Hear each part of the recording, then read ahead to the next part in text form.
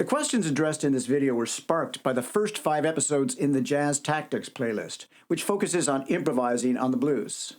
This is a compilation of what were originally a series of short videos, and you can find timestamps in the description. The questions are submitted by my university students and YouTube audience, and you can join the conversation by leaving your question or comment down below. Why do you say that students who can improvise on complex forms may still struggle to play a convincing blues? Well, I say it because in my experience, it's true. It comes down to the idea that simple is not necessarily easy. The blues is one of the simplest musical forms. Now, it's been made more complicated at times, as I explained in the videos. But when you listen to Charlie Parker or John Coltrane play the blues, the roots are definitely there. If you try to approach the blues as simply another set of chord changes, you miss something essential. And since the blues is such a familiar sound to most people, they'll know on some level that it's missing. More than any other music that I can think of, the blues reaches people on an emotional level, and no amount of chordal substitutions will substitute for that. Is there a difference between a blues and playing the blues? Now, I had to think about this one for a minute. Effectively, there's no difference. But I suppose that semantically, you might say that a blues or a blues could imply a specific blues tune, whereas the blues could refer to the musical form generically. A soloist could say, let's play blues in B flat, and just count it off. She'd then have the option of playing the head or not.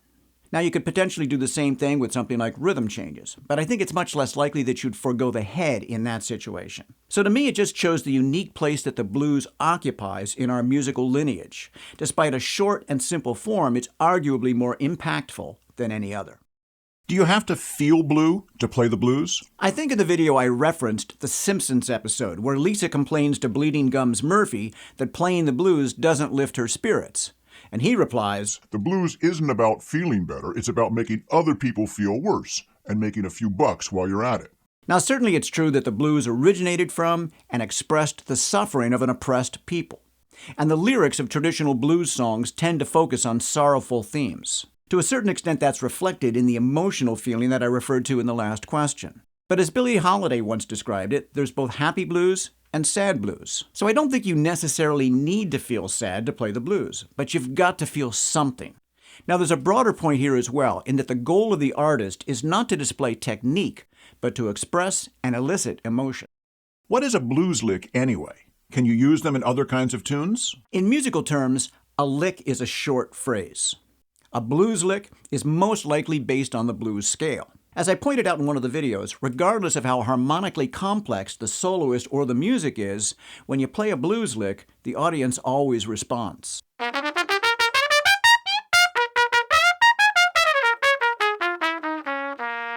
Yeah! And yes, you can find a use for blues licks in almost any kind of tune.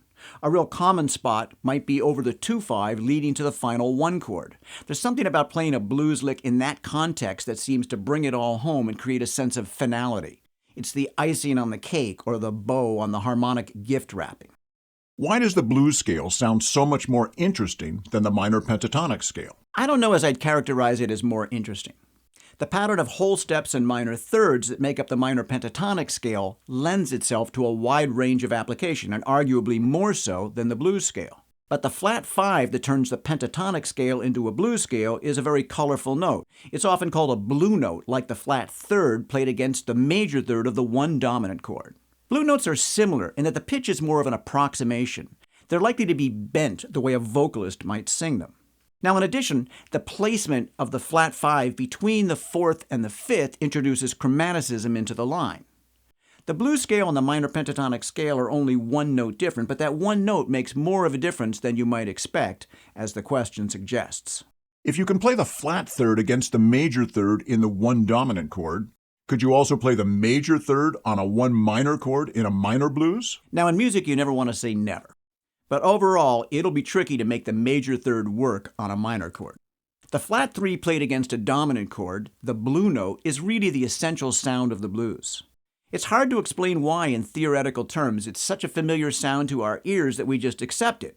It might be like trying to explain why salt tastes good on certain foods.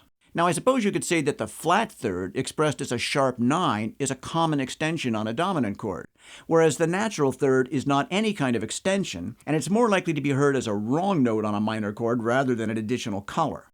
Now, all that said, it has been done, and I think it was Nick Holmes on his Jazz Duets YouTube channel who made a video on Michael Brecker's use of the major third on a minor chord. It all comes down to the fact that you can play any note on any chord, but as you move further away from the defined harmony, it requires a greater level of overall cognizance of where you are in relation. In a B-flat blues, why did you refer to the F minor 7 in the fourth bar as a 2 chord? So every tune will have a 2 chord related to the key. In the key of B-flat, the 2 chord would be C minor 7. But chordal function is related to a specific place in the harmony. So in the fourth bar, we see an F minor 7 followed by a B-flat 7. Well, that's a 2-5 in the key of E-flat, and it leads to the E-flat 7 in the fifth bar. E-flat 7 is the 4 chord in the overall tune, but we can refer to the fourth and the fifth bars as a 2-5-1. Now, I know that sounds confusing, when E-flat 7 can be described as the 4 chord or a 1 chord, and I struggle to find a way to make it sound less so. Are there similar variations on a minor blues progression? There aren't really as many common variations on a minor blues as there are on a major blues. The one you'd hear the most often would be the flat 6 dominant chord on the ninth bar in place of the 2 minor 7 flat 5. How does a band or individual musician know which blues progression is to be played? Do you talk through the various alternatives ahead of time? Now, a concept that's very hard to grasp when you're learning to improvise is that chords or a chord progression may not be as specific as you might think they are. Just as in spoken language, there's a lot of different ways to say the same thing. All blues progressions are derived from the basic 3-chord progression, and jazz musicians have sort of settled on a standard modification of that progression. But even so, there are different possibilities, as I explained in the videos. But with a blues progression, just like any other chord progression, the variations are different ways of saying the same thing. So if a soloist goes one way and the rhythm section goes another at a certain point, it's still going to be okay because we wind up at the same place. Now, blues heads that are written by jazz musicians like Charlie Parker's Blues for Alice or Miles Davis's Freddie Freeloader often imply a very specific progression. But in the case of a simple head like Sunny Moon for Two by Sonny Rollins, a lot is left up to the discretion of the musicians. At an accomplished level, when people are able to listen and react in real time, a soloist might suggest a certain direction, like playing bebop changes or a cycle of dominant chords through the first 4 bars. Now, a good rhythm section will hear that and go with it. But overall, if we start with the 1 chord and we hit the 4 chord in the 5th bar, we're working from a similar script. How does the last chord of Freddie the Freeloader, a dominant chord built on the flat 7, work within the context of a blues progression? Now, Freddie the Freeloader is unique in that it follows the form of the basic 3-chord blues except for that last bar. So I guess we could call it a 4-chord blues. While a dominant chord built on the flat 7 is unusual in the context of a blues, it does occur in a lot of other tunes, typically either following the 4 major chord or the 4 minor. And in that case, it is often referred to as a backdoor 2-5. When 4 major is followed by the flat 7 dominant, I suggest that improvisers treat it as 4 major to 4 minor. This is a familiar sound in all sorts of music, usually leading to the 1 chord, as it ultimately does in Freddie the Freeloader. How much can the chords in the progression be altered before it's no longer considered a blues? In the videos, I showed some of the typical harmonic variations that are played on a blues. The points of commonality are the 1 dominant chord at the start and the end, and the 4 dominant chord on the 5th bar. Now, we also have a minor blues, where the 1 chord and the 4 chord are minor. Even so, we still have the movement from the 1 chord to the 4 chord in the 5th bar, so I would probably call that a defining element of the blues. Now, you can find tunes where elements have been added, for example, a blues with a bridge, where the 12-bar form is treated as the A section in an AABA form. But that's not so much an alteration of the blues as the incorporation of it into a larger form. Now, in the end, I suppose it doesn't really matter. A tune is a tune. But if you're going to substantially deviate from the familiar form and common variations, you'd need to specify that at the outset.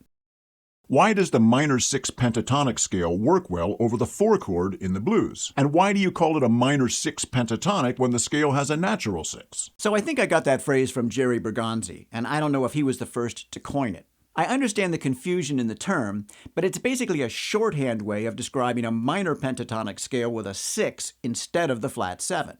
Whatever you call it, it's a beautiful scale for dominant chords or altered dominant chords. As an example, if you play a C minor 6 pentatonic over an F7 chord, you get all 4 chord tones plus the 9.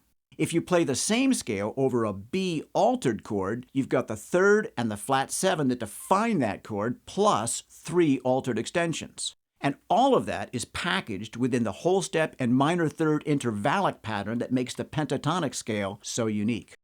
Is the blues form always 12 bars? Certainly 12 bars is the most common form for the blues, to the point that it was originally referred to as the 12-bar blues. Sometimes you'll see the form doubled up, especially at a faster tempo, so that it becomes a 24-bar form, but the relationship stays constant. Now, there are tunes that sound similar to a blues or like a blues, even if the form doesn't exactly follow the format. Generally, though, if you're talking about a blues, you're talking about a 12-bar form. Now, that said, it brings to mind someone who auditioned for our jazz program at the University of Toronto playing Charlie Parker's tune, Billy's Bounce. This guy consistently and unknowingly changed one of the bars in the head to a 2/4 bar, and amazingly, his accompanist went with him each time. It was so bizarre and unintentionally hip that I practiced it the way he played it, and I've always wanted to try it in performance with a rhythm section. So with the help of an online play-along and a bit of editing, here's the way it was played at the audition.